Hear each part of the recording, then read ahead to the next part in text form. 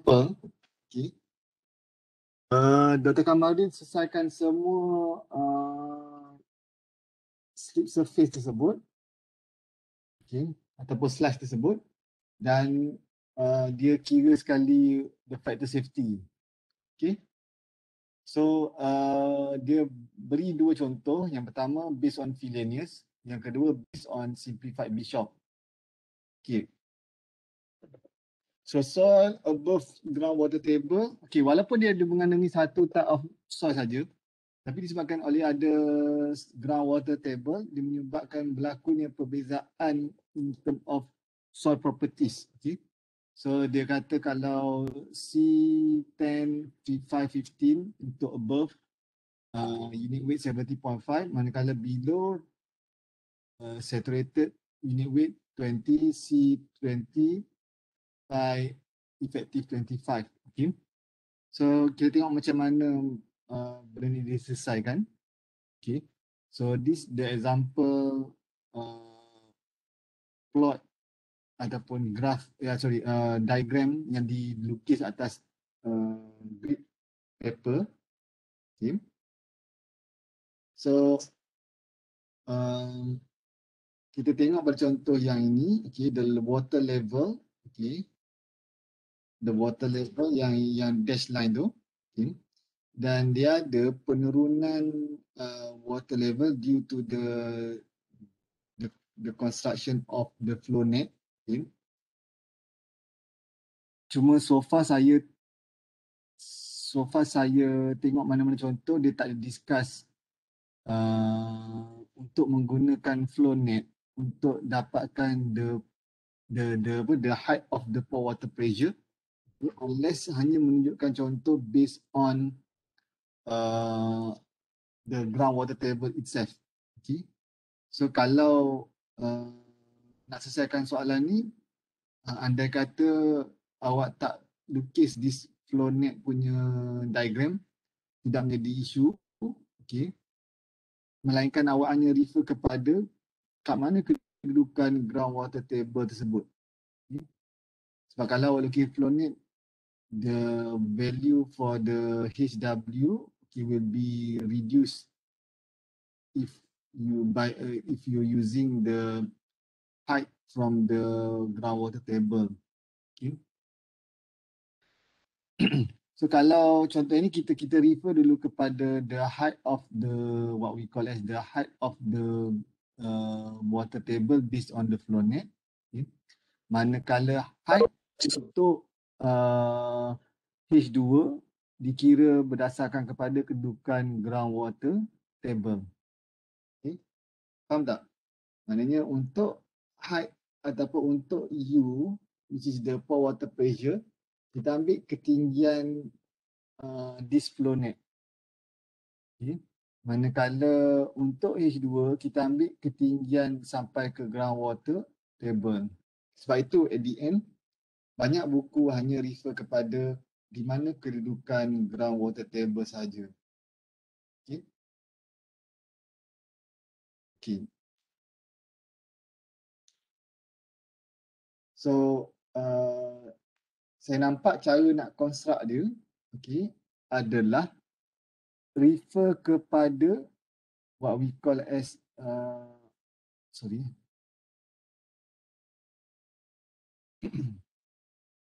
dia agak complicated untuk construct. Saya pun tengok pada buku tak ada discuss detail macam mana nak construct this flow net. Okay. Okay, itu yang pertama. Yang kedua, awak perasan yang slice number 8 dengan number 9. Okay. By right, dia boleh jadi satu slice. Okay. Tetapi disebabkan, sebagaimana yang kita dah discuss sebelum ni, okay, bagi properties of the soil, okay, at the slip surface, okay, should only represent one type of soil. Okay, so that's why they divide into slice number 8 dengan slice number 9. Okay. Jangan ada on call jap. Sekejap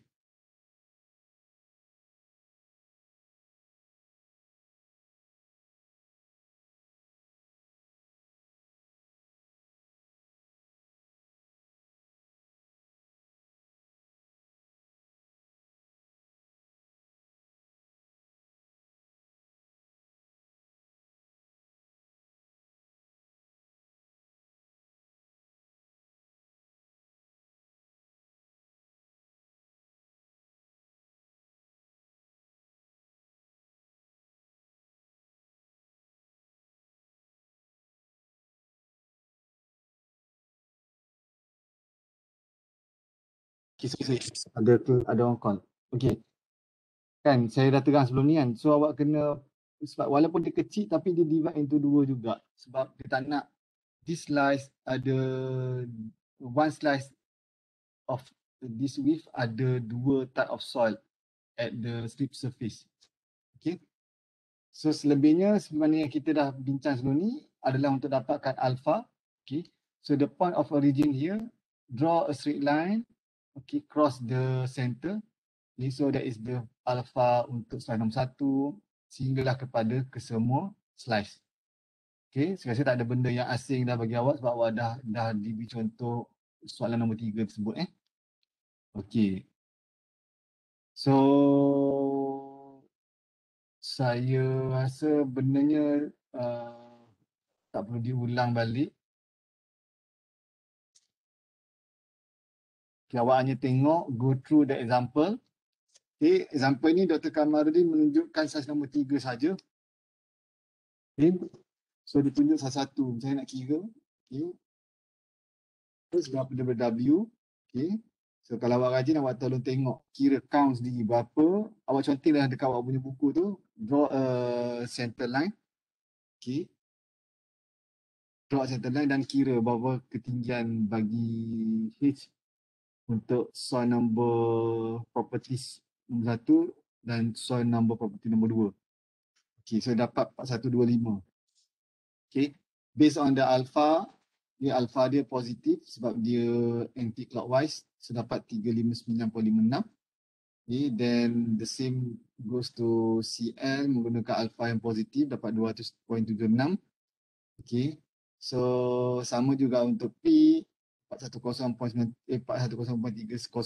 Okay, this is for the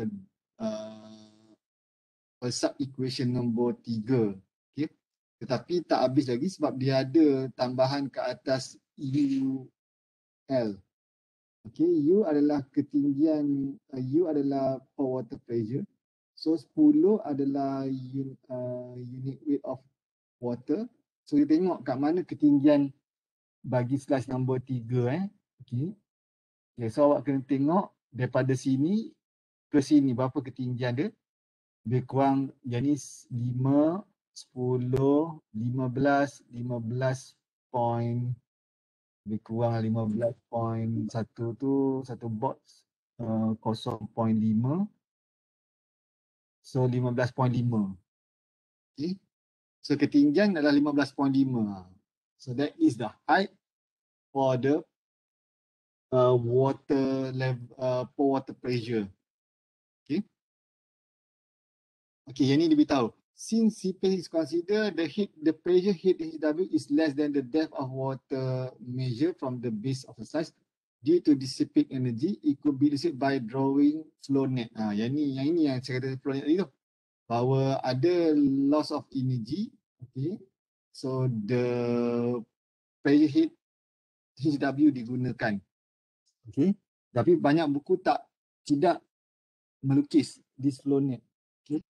Tapi sebagai tambahan awak lah, kalau awak nak consider flow net pun boleh, tak consider flow net pun tiada masalah. Okay. So then kita selesai sub equation nombor 2. Okay.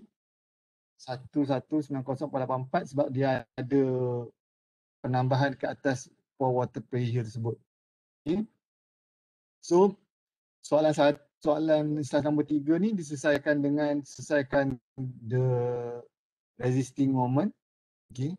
So dapat 1391.60 dan bahagikan dengan apa nama ni, driving moment.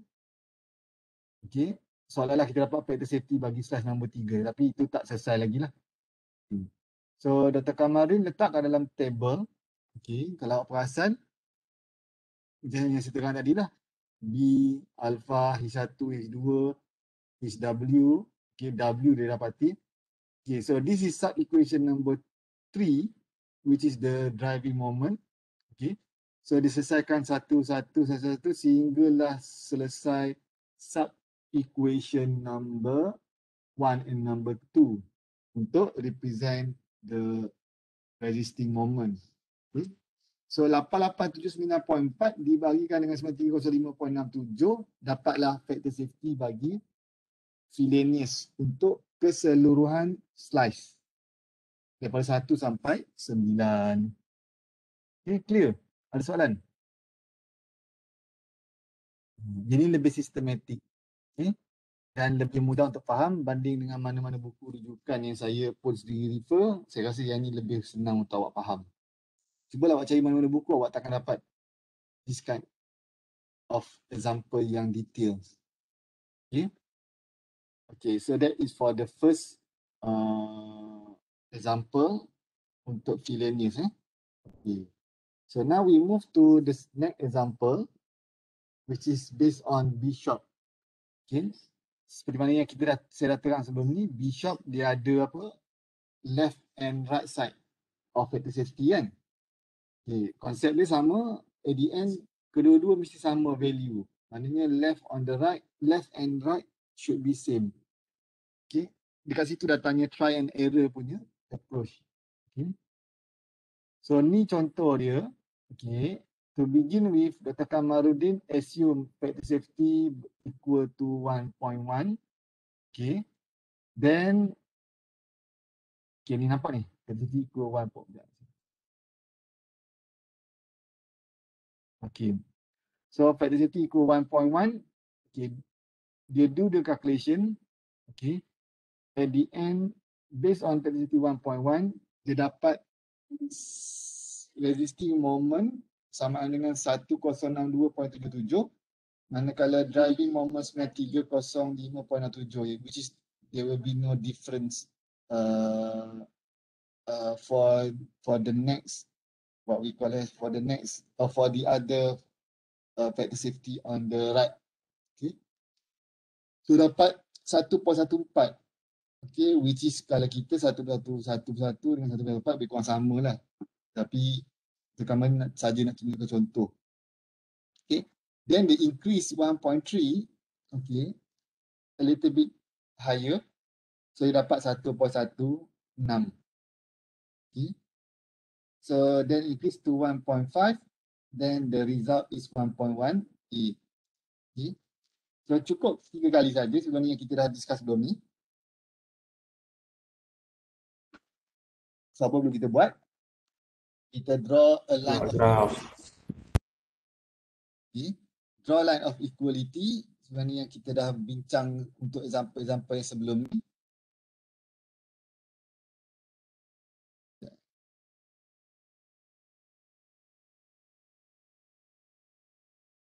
Okay. So apa perlu kita buat? This line of equality